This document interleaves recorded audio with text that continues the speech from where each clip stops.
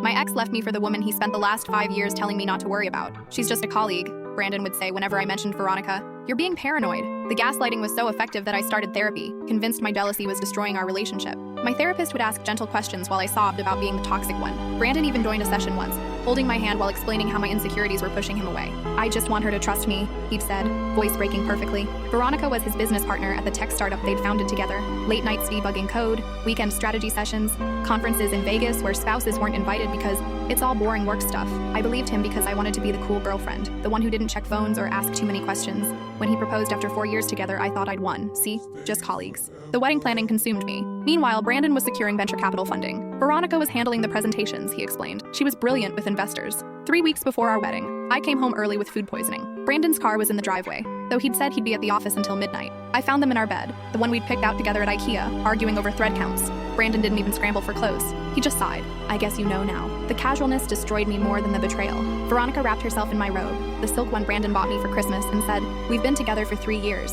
You were just easier than a messy breakup before the IPO." I recorded that on my phone. They didn't notice.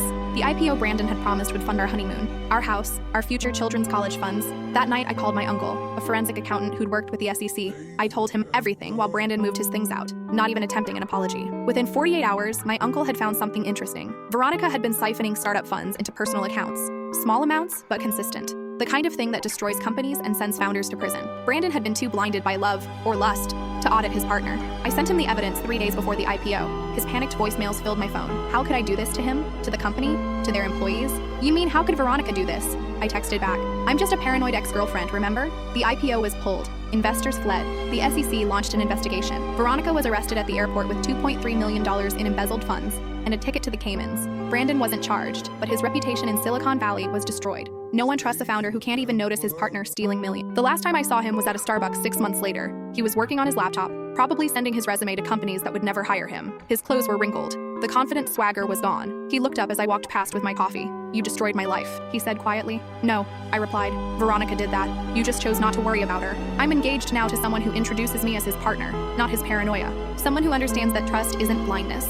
But sometimes, late at night, I check Brandon's LinkedIn, still unemployed, still listing himself as CEO of a dead company. His last post was about the importance of due diligence in business partnerships.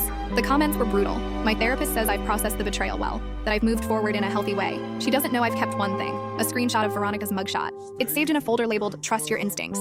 I look at it whenever someone tells me I'm overthinking something.